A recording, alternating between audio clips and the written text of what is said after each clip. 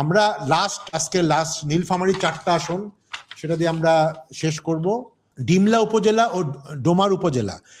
ডিমলা উপজেলায় অধ্যক্ষ আব্দুস সাত্তার জেলা জামায়াতের আমির ও উত্তরাঞ্চলের উনি বেশ পপুলার একজন বক্তা, ইসলামিক বক্তা, এবং এখানে তারেক রহমানের এখানে কিছু ইকুয়েশন আছে। তারেক রহমানের খালাতো ভাই প্রকৌশলী শাহরিন ইসলাম চৌধুরী এই আসনে গণসংযোগ চালিয়ে যাচ্ছিলেন অনেকদিন এবং দুইবার ইনি আসনে প্রার্থী হয়েছিলেন, কিন্তু পরে বিএনপি জোট সঙ্গী মৌলানা মঞ্জুরুল ইসলামকে আসনটি ছেড়ে দেয় আগে, বাট বিএনপি সাংগঠনিক সমর্থন পাচ্ছেন না মৌলানা মোহাম্মদ মঞ্জুরুল ইসলাম। এখানে এটাকে উনি বলতে জামাতের প্রার্থী না, উনি মোস্ট প্রবাবলি জমিয়তের মহাসচিব আফেন্দি ভাই।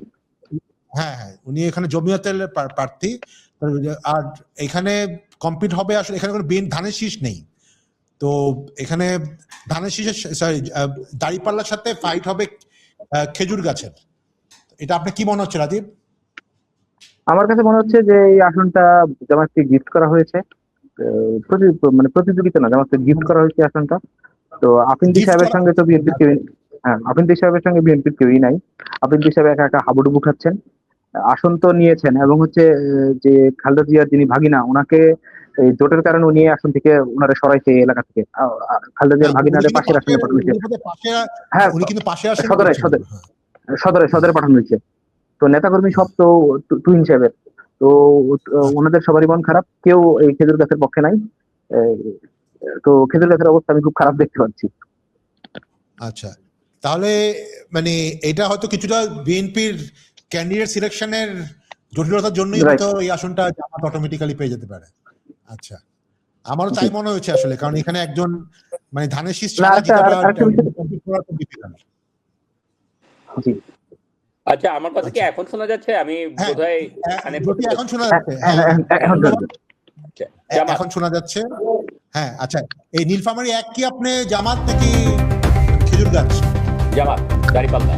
ওকে, এটা আপনার জামাতকে মনে করছেন। তাহলে আমরা তিনজনই এখানে জামাতকে নিয়ে প্রেডিক্ট করছি, কমন প্রেডিকশন। নীলফামারী 2-এ চলে আসি তাহলে আমরা। আমাদের লাস্ট 3টা আসন আছে এখানে আজকে। নীলফামারী 2 হচ্ছে নীলফামারী সদর উপজেলা, যেটা বলছিলাম একটু আগে যে খালেদা জিয়ার তারেক রহমানের খালাতো ভাই প্রকৌশলী শাহরিন ইসলাম চৌধুরী উনি 1-এর মানে মেইন ক্যান্ডিডেট ছিল, তাকে এখানে 2-এ নেওয়া হয়েছে, কিন্তু 2-এ কি উনি পারবে কিনা সেটা একটা প্রশ্ন। কারণ এখানে আল ফারুক আব্দুল লতিফ উনি জামাত থেকে নির্বাচন করছে, তো ওনার ব্যাকগ্রাউন্ডটা হচ্ছে তিনি এই আসনে জামাতের মানে আগে প্রার্থী ছিলেন, মানে বর্তমান মানে নির্বাচনে জামাতের প্রার্থী ছিলেন আগে 2001 সালে এবং 96 সালে জামাত বেশ ভালো ভোট পেয়েছিল। 2001 সালে জোট প্রার্থী ছিলেন যিনি আব্দুল লতিফ, 36% ভোট পেয়েছিল, তার ছেলে, মানে ওনার বাবা আসলে এখানে বেশ কয়েকবার নির্বাচন করেছিল, তো তার ছেলে এবার জামাত থেকে নমিনেশন পেয়েছে আর ফাইট করছে ধানের শীষে শাহরিন ইসলাম চৌধুরী তুহিন। রাজীব, এই আসনটা তো ডেফিনেটলি জামাতের আসন, কারণ আল ফারুক হচ্ছে মোটামুটি বিরাট ভূস্বামী। ওনাদের এখানে গেছিলাম, ওনাদের প্রায় মানে জমি আছে 2000 বিঘা। এই এক প্রান্ত থেকে শুরু হয়েছে আরেক প্রান্তে কোনো শেষ নাই। পারিবারিক ভাবে এটা ওনার পার্সোনাল প্রপার্টি। ওনার ভাই চাচা মিলে আপনি দেখবেন যে একটা সদর উপজেলার কয়েকটা ইউনিয়ন তাদের এইরকম সহায় সম্পত্তির মালিক ওনারা। তো আবার এই এলাকায় জামাত হিস্ট্রিক্যালি শক্তিশালী। এখন তারেক রহমানের ভাই শহরে আসার কারণে একটা পজিটিভ হাইপ তৈরি হয়েছে। কিন্তু আবার আরেকটা বিষয়, উনি তো ইলেকশন করতে চাইছেন 1 থেকে, ওনার এখন 2-এ পাঠানো হয়েছে। এখানে সব মিলে একটা এই মানে এক কনসিডার করতে গিয়ে, মানে এক স্যাক্রিফাইস করতে গিয়ে 2ও স্যাক্রিফাইসের মতো অবস্থা তৈরি হয়েছে। আচ্ছা, তো আপনার প্রেডিকশন কে কই রাখবেন এখানে? কাকে রাখবেন? এই আসলে আমি জামাতকে রাখতেছি। ওকে, জ্যোতি। হ্যাঁ, আমিও জামাতকে রাখতেছি। It's a very interesting situation যে যেখানে আপনার একে মানে তুহিন সাহেব একে গেলে পরে বিএনপি জিততে পারতো, সেখানে 2-এ এসে ইন্টারেস্টিং নির্বাচন 7 দিন আগে যে দুটোতেই জামাত জিতে যাবে। মানে উনি 28 ডিসেম্বর আসছে নির্বাচনের 1 দিন আগে। দুই আসছে। সেটাই, আচ্ছা, তাহলে তো উনি খুব টাইমও পায় না এখানে আসলে টাইমও ক্যাম্পেইন পায় করার। না একদিন আগে আসছে, একদিন আগে প্রার্থিতা দাখিলের একদিন আগে। বাট এটা আজকের আলোচনা না, এটা একটা ইন্টারেস্টিং আলোচনা যে মানে পার্টিকুলারলি জমিয়াতে উলামে বাংলাদেশকে বিএনপি এমন জায়গায় মানে তাদেরকে অ্যাকোমোডেট করতে হয়েছে যেখানে তাদের ভালো ক্যান্ডিডেট ছিল, লাইক ব্রাহ্মণবাড়িয়া 2 তে রুমিন ফারানা বা এই জায়গাটাতে জি তুহিন জি সাহেব। তো এটা দিয়ে আসলে বিএনপি স্ট্র্যাটেজিক অ্যাডভান্টেজ কি হলো সেটা আসলে আমি খুব শিওর না, মানে এই পার্টিকুলারলি এই ক্যান্ডিডেট এই পার্টির সাথে। না না না না না এনিওয়ে, দরকার ছিল, কারণ নাহলে পুরো তার সঙ্গে তো কোনো ইসলামপন্থী দল নাই, কমিপন্থী কোনো দল নাই, একটা দল তো লাগবে, নইলে তো কমি ফতোয়া সব এইদিকে আসবে, বিপক্ষে আসবে। তখনও তো ইসলামী আন্দোলন হাত পাখাতো তখনও জামাতকে ছাড়ে নাই, মানে এটা যখন মানে ইয়ে করা হয়েছে আর কি। হ্যাঁ, মানে বিএনপি যখন এই 4টা আসন জমিয়তকে ছাড়লো তখনও কিন্তু আপনার ইসলামী আন্দোলন জামাতের সাথে ছিল। কাজে রাজীব যেটা বললো যে ওইটা একটা ক্যালকুলেশন ছিল, তো হয়তো হিসাবটা ছিল যে ঠিক আছে আমাকে মানে ওভারঅল ইসলামিক ভোট ইয়ে করতে হবে, তার জন্য 2-3টা সিট স্যাক্রিফাইস করা, মানে ইটস এ টাফ কল। কিন্তু এই মুহূর্তে মনে হচ্ছে আর কি যে মানে 2টা সিটই জামাত, 1-2-3 ওকে। এবং হয়তো ব্রাহ্মণবাড়িয়া 2ও যে মনে হয় না যে তাদের এই ক্যান্ডিডেট পাওয়ার সম্ভাবনা আছে আর কি, মানে জমিয়তের ক্যান্ডিডেট আর কি। হ্যাঁ, এনিওয়ে, তো আমরা সেটা পরে আলোচনা করব আরেকদিন। নীলফামারী 3-এ আসি আমরা। নীলফামারী 3 হচ্ছে জলঢাকা উপজেলা, এখানে জামায়াত বরাবরই শক্তিশালী। এই আসনে জামাত পরপর 2বার জয়ী হয়েছিল, 96 এবং 2000 সালে। হ্যাঁ, এটা জামাতের আসন এই আলোচনা আমরা সামনে আগাই, 4 আগাই, 4 মজা আছে। আচ্ছা, আমরা তাহলে মানে এটা এতই শক্তিশালী যে এখানে আলোচনা করার সময় নষ্ট করে লাভ নাই। রাজীব বলছে যেমন লালমনিরহাট 3 আমরা আলাপ করলাম না, লালমনিরহাট 3 আসাদুল্লাহ দুলু উনি ওনার আসন, এটা তার আলাপ করে লাভ নাই। আচ্ছা, আমরা একটু শেষ করে এটাও নিই। এরকম। আমরা জ্যোতিরটা একটু শেষ জামাত, শুনে জামাত, জামাত, জামাত, তাই না? ঠিক আছে, এখানে সব নাম্বার বলছে বা অ্যানালাইজ বলছে জামাতের এটা কনফার্ম সিট। তাহলে আমরা এরপরে তাহলে আমরা 3জনই একমত হলাম এখানে। আমাদের আজকের লাস্ট সিট যেটা নীলফামারী 4, মানে সৈয়দপুর উপজেলা এবং কিশোরগঞ্জ উপজেলা। 2001 সালে এখানে বিএনপি জিতে আমজাদ হোসেন সরকার। জামাত 91 সালে 13% ভোট পায়, 96 সালে 10%। কিন্তু এখানেও আসলে মানে এই স্বতন্ত্র প্রার্থীর ইস্যু চলে আসছে। বিএনপির বিদ্রোহী স্বতন্ত্র প্রার্থী 2001 সালে বিএনপির প্রার্থী আমজাদ হোসেন সরকারের ছেলে রিয়াদ আরফান সরকার, যিনি আসলে বিএনপির মানে আগে জিতেছিল, তাকে এবারে নমিনেশন দেওয়া হয়নি। উনি কিন্তু আবার সৈয়দপুর উপজেলার মানে উপজেলা পরিষদে আওয়ামী লীগের প্রার্থীকেও হারিয়ে ফেলেছিল। তো তাকে সম্প্রতি বিএনপি থেকে বহিষ্কার করা হয়েছে। তো আমি একটু অবাকই হচ্ছে যে ওনাকে বিএনপি নমিনেশন কেন দেয়নি এরকম একটি স্ট্রং ক্যান্ডিডেটকে, এবং এর ইম্প্যাক্ট কি পড়তে পারে রাজীব নীলফামারী 4? আচ্ছা, এই যে নীলফামারী 4-এর সবচেয়ে গুরুত্বপূর্ণ বিষয় হচ্ছে এখানে সৈয়দপুরে 1 লাখ প্লাস হচ্ছে বিহারি ভোটার।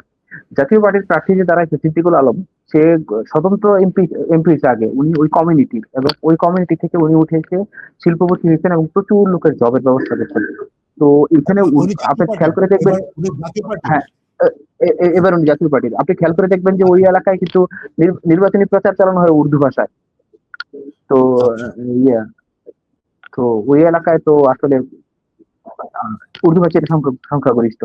তো উর্দু ভাষীরা নানান ভাবে ডিপ্রাইভ, ওনারা বরাবরই বিএনপি কে সাপোর্ট করে গেছেন, এই কারণে 2001-এ বিএনপি দিচ্ছে। কিন্তু সিদ্দিকুল আলম তো তাদের ঘরের ছিল, তো সিদ্দিকুল আলম স্বতন্ত্র হওয়ার পরে তারা স্বতন্ত্রকে দিচ্ছে। তো এবার সিদ্দিকুল আলম জাতীয় পার্টিতে দাঁড়াইছে, গেস যে তারা জাতীয় পার্টি দিতে, আবার বিএনপির ভোট ভাগ হয়ে যাচ্ছে ওই রিয়াদের কারণে, সাবেক এমপি আমজাদ সরকারের ছেলের কারণে। তো সব মিলিয়ে আমার কাছে মনে হচ্ছে যে এখন সিদ্দিকুল আলম, আর জামাত বিহারীদের ভোট পায় না। মানে তাহলে এই আসলে বলছেন আপনি জাতীয় পার্টি জিততে পারে? হ্যাঁ, কমিউনিটির কারণে, বিহারি কমিউনিটির ভোট যদি একচেটিয়া পায় না, কিন্তু বিহারি কমিউনিটির ভোট তো নিশ্চয়ই টোটাল ভোটের কত পার্সেন্ট, মানে এই আসনে টোটাল ভোটের কত পার্সেন্ট হতে পারে? 30% এর মতো হবে বিহারি ভোট, 30% এর মতো। আবার 30% ভোট দিয়ে তো মানে পাওয়া ডিফিকাল্ট না, যদি নন বিহারি সবাই 4 জন ক্যান্ডিডেট, না 4 জন ক্যান্ডিডেট 3 জন বাঙালি, 1 জন অবাঙালি। তো বাঙালি ভোট তো ভাগ হয়ে যাচ্ছে, আবার বিএনপির ভোট ভাগ হচ্ছে স্বতন্ত্র এবং দলীয়। তো এইসব বিবেচনা আমার কাছে মনে হচ্ছে যে বিহারি ভোট, যেমন সিদ্দিক 2024 সালে নির্বাচনে বিহারি ভোট দিয়ে জিতে গেছে এমপি। আচ্ছা, আচ্ছা, ওকে, বাট রিয়াদ এবং রিয়াদের কোন সম্ভাবনা নাই, মানে এখানে রিয়াদ তো অত স্ট্রং না, যেহেতু তার বাবা এখানে এমপি ছিলেন। কিন্তু সমস্যা হচ্ছে 3 জন বাঙালি, তো এটা সমস্যা। আচ্ছা আচ্ছা, ফাইন। আচ্ছা, যদি মানে চতুর্মুখী লড়াই, বলেন। 4 জনের শক্তিশালী ক্যান্ডিডেট, চতুর্মুখী লড়াই, কিন্তু 3 জন হচ্ছে এক কমিউনিটি থেকে, আরেকজন আরেক কমিউনিটি থেকে। ওকে ওকে, আমি এই কারণে কমিউনিটির হিসাব করে বলতেছি যে যেহেতু আগেও কমিউনিটির ভোট সব সিদ্দিকুল আলম পাইছে স্বতন্ত্র হিসাবে, তো এবার জাতীয় পার্টি থেকে আসছে, দেখা যাক। আমার মনে হয় কমিউনিটির ভোট সে পাবে, কার কমিউনিটির ভোট সে পাবে, কমিউনিটির ভোট পেলে জয়ী হয়ে যাবে। ওকে, ভেরি ইন্টারেস্টিং। আমি রাজীবের সাথে একমত। আর কি ফাহিম, এটা আপনাকে বোধহয় এই ফটো কার্ডটা আপডেট করতে হবে নীলফামারী চার্ট। হ্যাঁ, আমরা ওটা আপডেট করছি। এটা হলো আমাদের আইডিয়া ছিল না যে এখানে জাতীয় পার্টি ফ্যাক্টর প্লে বা ইন্ডিভিজুয়াল একজন ক্যান্ডিডেট ফ্যাক্টর প্লে করবে আর কি। হ্যাঁ, থেকে আর কি আমিও একটু গুগল করে দেখলাম যে আর কি, এবং মানে এটা আরেকটু বোধহয় রিসার্চ করে কিন্তু আমি রাজীবের বক্তব্যে আমি একমত যে দেখেন 30% যদি হয়, মানে 4-way ফাইট হয়, দ্যাটস এনাফ, তাই না? আমরা তো আগেও কোথায় বললাম না যে দিনাজপুরে কতগুলি আসনে যে 25% 30% মাইনরিটি ভোটে হয়ে যাচ্ছে আর কি, বিএনপি খুব কমফোর্টেবলি জিতবে। ওই একই যুক্তিতে আমি এখানে মনে করি যে এটা জাতীয় পার্টি হবে।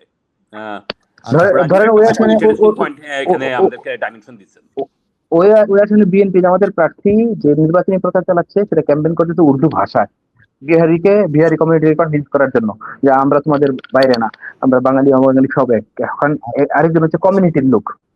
হ্যাঁ, ওকে, বাট যদি কোনো কারণে ও না পায় তাহলে আসলে সেকেন্ড পজিশনে কে থাকতে পারে? রাজীব, আপনার প্রেডিকশন কি? জাস্ট এমনি একটা আলোচনা করার জন্য। এটা তো আবার একটা বিপদের মধ্যে ফেলবে। চতুর্মুখী লড়াই তো বলা যায় না, চতুর্মুখী লড়াই যে কোনো কিছু হতে পারে, 4 জন ক্যান্ডিডেট যে কোনো কিছু। আর আরেকটা উনি আওয়ামী লীগের এগেইনস্টে মানে ওই সময় আর কি স্বতন্ত্র হয়ে হয়ে আসছেন তো কমিউনিটি ভোটে, he knows the local community very well. ঠিক যেই কারণে মনে করেন আপনার ওই যে একটা সিটি আমরা বললাম না যে জাতীয় পার্টির যে মোস্তাফিজ সাহেব মানে পুরানো এমপি করা, সেই একইভাবে আমি বলছি যে মানে আপনার কমিউনিটিকে তো চিনে, সে তো কমিউনিটিকে ভালো মতো চিনবে, উনি জানবে যে কেমন কমিউনিটি মোবিলাইজ করতে হবে।